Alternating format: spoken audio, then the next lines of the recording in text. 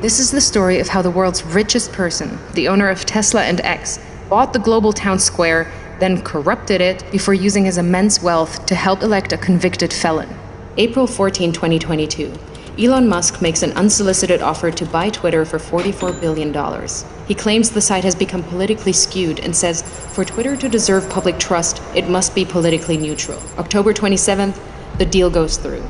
The next evening, a far-right conspiracy theorist breaks into the San Francisco home of Democrat House Speaker Nancy Pelosi, intending to kidnap her. Pelosi is away, but the man attacks her husband Paul, hitting him repeatedly on the head with a hammer. Paul Pelosi escapes with his life, but requires surgery for a fractured skull. While most people take the chance to decry political violence, the new owner of Twitter, Elon Musk, posts a tweet sharing an entirely false claim that Paul Pelosi was in fact injured in a drunken fight with a male prostitute with whom he was involved. Musk includes a link to a false claim on a website that has a history of publishing conspiracy theories, including a story asserting that Hillary Clinton is dead and has been replaced by a body double. Musk's post is retweeted 24,000 times before he deletes it. November 18th, Musk's Twitter starts to unlock previously banned accounts.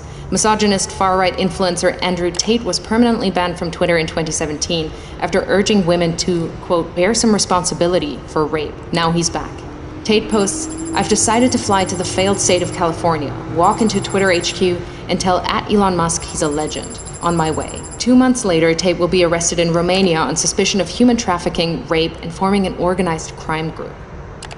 December 8th. 3 members of Twitter's Trust and Safety Council resign. In their resignation letter, they cite research that found slurs against Black Americans and gay men jumped 195% and 58% respectively since Musk's takeover.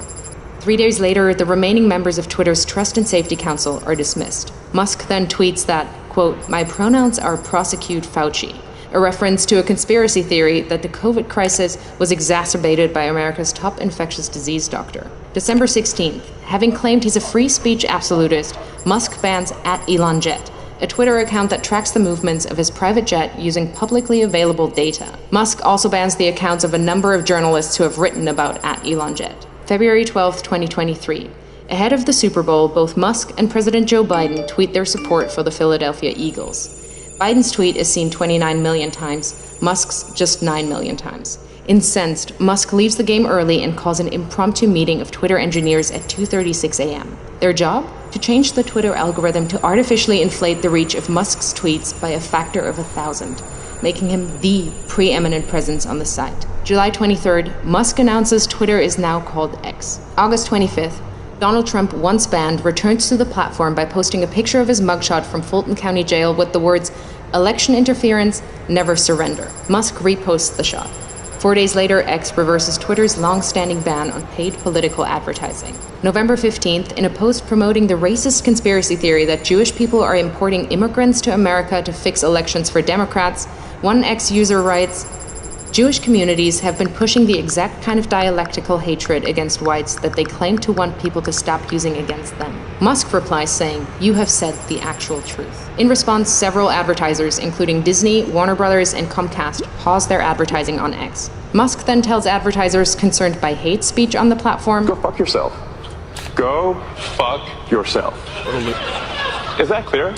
Over subsequent months, Musk will become obsessed with the false claim that Democrats are allowing immigrants into America to create more Democratic voters, in effect, stealing the coming election, sharing the claim numerous times with his followers and pushing it to tens of millions more who choose not to follow him. A year later, it will be revealed that Musk, a South African immigrant, worked illegally in the US in the 1990s. November 25th, on X, Musk boosts the Pizzagate conspiracy theory, a long-debunked claim alleging high-profile Democrats ran a pedophile abuse ring from a Washington pizza restaurant. March 25th, 2024. Musk loses a lawsuit against the Center for Countering Digital Hate. He'd sued them after they flagged a rise in hate speech after Musk bought Twitter. In his ruling, a U.S. district judge calls Musk's case vapid and says this case is about punishing the defendants for their speech. May 2024, Musk creates a political action committee which he calls America PAC. Its objective is to mobilize 1 million Republican voters in swing states in an effort to hand the election to Trump. Musk commits to putting tens of millions of dollars of his own money into the Get Out the Vote push and clears his calendar every Friday morning for 30 to 60 minutes to meet with the team he's assembled to run the effort. July 14th. Musk calls Trump on behalf of J.D. Vance, urging Trump to select Vance as his running mate. Vance says abortion is murder and insults women who haven't become mothers. A bunch of childless cat ladies who are miserable at their own lives and the choices that they've made. Musk's phone call is part of a broad effort by Silicon Valley billionaires to ensure Vance is selected. The next day, Vance is unveiled as Trump's vice presidential candidate.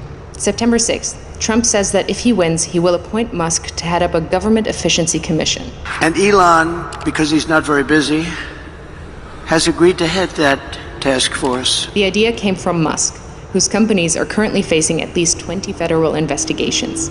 If he gets the role, it would give the world's richest man the power to regulate the regulators who hold sway over his companies. Last year alone, his companies were promised $3 billion across nearly 100 different contracts with 17 federal agencies. September 9th, Musk spreads a conspiracy theory that immigrants in Ohio are eating people's pets. The following day, Trump repeats the slur during the presidential debate with Kamala Harris. In Springfield, they're eating the dogs. The false claim leads to multiple bomb threats against the Springfield immigrant community. September 15th and 16th. Over a single weekend, Musk amplifies a conspiracy theory that ABC leaked sample debate questions to the Harris campaign, falsely claims that the Dems want to take your kids, further fuels racist lies about immigrants eating pets, shares with his nearly 200 million followers on X that Trump must win to, quote, preserve freedom and meritocracy in America, and insinuates that it is suspicious that no one is even trying to assassinate Biden and Kamala, adding a thinking face emoji. The US Secret Service confirms that it is aware of the post.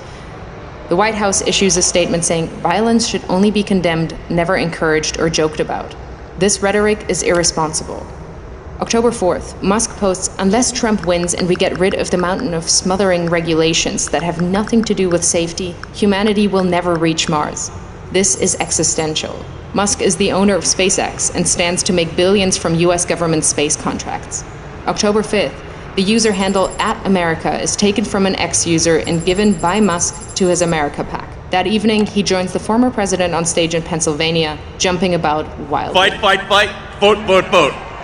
By now, he's moved with his senior team to a war room in a hotel in Pennsylvania to focus full-time on the Trump campaign. He speaks to Trump multiple times a week, is doing a series of pro-Trump town halls across the state, and has recruited lieutenants from his companies to join him. October 15th, legal filings from Musk's Political Action Committee show he has personally donated at least $75 million to the effort to re-elect Trump. October 18th, it's revealed that another Musk-funded group called Future Coalition PAC is targeting Muslim voters in Michigan and Jewish voters in Pennsylvania with diametrically opposed political advertisements about Kamala Harris. In areas with large Muslim populations, the group is painting Harris as a close friend of Israel and is suggesting that she's beholden to the beliefs of her Jewish husband. But in areas with large Jewish populations, the ads say Harris panders to Palestine. Simultaneously, Musk is offering $100 to any Pennsylvania voter who signs his online petition as part of an effort to build a list of likely Trump voters. He also starts giving away $1 million a day to a randomly chosen voter who signed the petition. October 19th, it's revealed that the Building America's Future PAC, another Musk-funded campaign group, is impersonating the Harris campaign by setting up a fake website containing fake policy positions, then sending out text messages driving voters to the fake site. October 24th, it's revealed that Musk gave his America PAC a further $44 million in the first 16 days of October. October 25th, the Wall Street Journal reports that Musk has been in regular contact with Russian President Vladimir Putin since 2022. October 27th, Musk speaks at the now infamous Trump rally at Madison Square Garden, a gathering characterized by racism, misogyny, and threats of violence. USA! USA! Why? Musk has posted more than 3,000 times on X in the last month, including dozens of unfounded claims about the election which have been viewed hundreds of millions of times. Apart from Trump himself, Musk is now the single biggest spreader of election disinformation. November 5th, Trump wins the presidential election. Elon Musk, a far-right conspiracy theorist, has succeeded in using his immense wealth to help swing the election in favor of a convicted felon.